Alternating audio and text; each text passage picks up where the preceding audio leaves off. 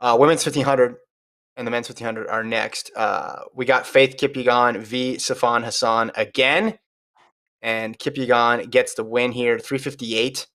So the yearly win-loss is Kipyegon 3-1 in the 1500. All of them have been very exciting. This one was the slowest of the four, and Hassan basically seemed intent on shadowing Kipyegon. If she went out in 62, I think she would have been right with her. If she went out in 82, I think Sifan Hassan would have just followed whatever Faith Kipyegon did. She was right there.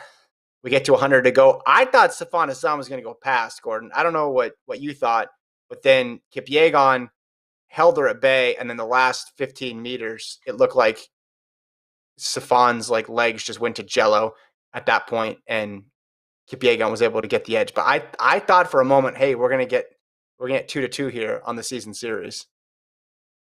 Like I said, you thought Sifan Hassan's legs would go to jello. They deserve to go to jello again after her. They did go to jello, yeah. Her crazy 2021 season. Mm-hmm. But yeah, Kipyegon has just shown that I'm the top dog right now, and don't forget Hassan can steal the spotlight for distance running on the women's side with her triples, but at the end of the day, she has her number. And this is their event. Yep, this is her event. Hassan went all in on this too. She scratched the 5K. Yeah, be fresh for this. Give herself no excuses of got the win in the 5K, then came out and get second in the 15. Great double. No, she went all in, and it was close the entire time. You would like to think, would the race have been different if it was a more honest effort, right? Because both these women can run in the sub 355 range. But I think it would have been. I think this was to Sifan Hassan's advantage, just based on how she's been running, and I think it was her best tactic, and Kipyegon just too good.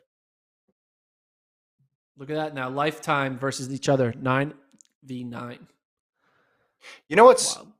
I mean, basically the only person standing between Hassan and dominance in the 15, 5, and 10. You could say Laura Mir too, because she finished ahead of her in Tokyo. But really, Faith Kipyegon. There's just this one person who's there. So I admire Sifan Hassan basically saying, all right, well, I'm going to find her. I'm going to race her wherever I can. I'm going to try to beat her. I think what would have been interesting, this is a sort of mini what if, because it was post-Olympics, so it didn't really matter, but a mini what if would have been at Pre if she doesn't go for the world record in the 5 and instead tries to beat her in Eugene at Pre, where Kipyegon dominated everybody and ran 3:53. That would have been an interesting race, and it would have meant that Hassan, instead of just doing a taxing world record effort, she just stays on this competitive thing and just tries to beat Kipyegon with all of her might. But just an incredible season for Kipyegon. Didn't run a ton, but every race she ran was spectacular. I want to give an incredible round of applause to Josette Norris.